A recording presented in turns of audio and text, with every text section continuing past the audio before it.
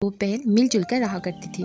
दोनों में बहुत दोस्ती थी। वो दोनों हर काम एक साथ किया करते थे। जंगल में एक शेर था जो बहुत भूखा था और बहुत दिनों से उन्हें खाने का मंसूबा बना रहा था, मगर कामयाब नहीं हो रहा था। शेर जब भी उन पर हमला करता, वो दोनों मिलकर उसका मुकाबला करते और शेर को भगा देते। काफी कोशिश की शेर ने, पर नाकाम रहा। एक दिन उसे एक तरकीब सूझी। चनाचा शेर ने लोमड़ी को एक बैल के पास भेजा ताकि वो एक बैल की दूसरे बैल से दोस्ती खत्म करवा दे। लोमड़ी अगले दिन एक बैल के पास गई और कहने लगी, प्यारे बैल भाई, कभी तुमने सोचा है जब शेर तुम पर हमला करता है तो मुकाबले के लिए तुम्हें आगे क्यों कर देता है?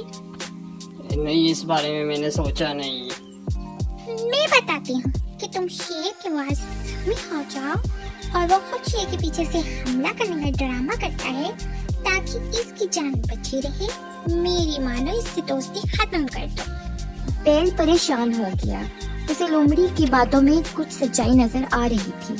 दूसरे दिन बैल परेशानी की हालत में हिरनी के पास जाता है और बोलता है, मुझे तुमसे एक मशवरा करना है। कल लोमड़ी मेरे पास आई थी और कहने लगी कि प्यारे बैल भाई, तुमने कभी सोचा है?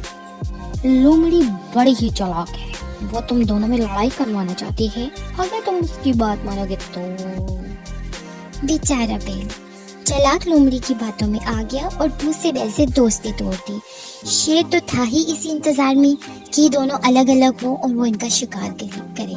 अगले दिन ही शेर ने पहले वाले बैल पर हमला कर दिया। बेचारा बैल अकेला होने की वजह से उसका मुकाबला नहीं कर सका और शेर उसे खा गया।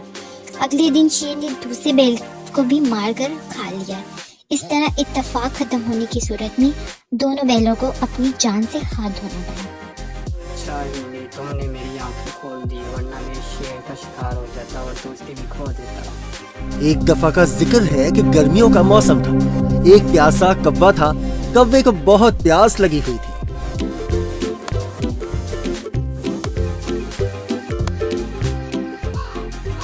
हाय, थोड़ा पानी मिल जाए तो अच्छा रहेगा। वो पानी की तलाश में इधर उधर उड़ रहा था, मगर उसको कहीं भी पानी ना मिला।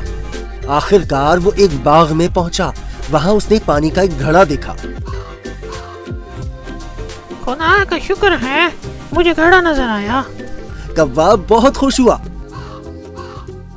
कौवा घड़े के पास आया और देखा घड़े में पानी बहुत कम था। वो उसे पी नहीं सकता था। कौवा बहुत परेशान हुआ और सोचने लगा, अब मैं क्या करूं? अचानक उसको एक तरकीब सूझी।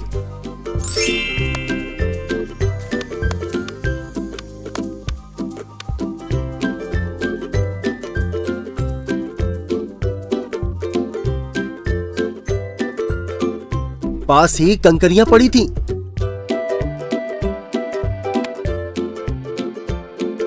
उसने एक एक करके कंकरियों को घड़े में डाला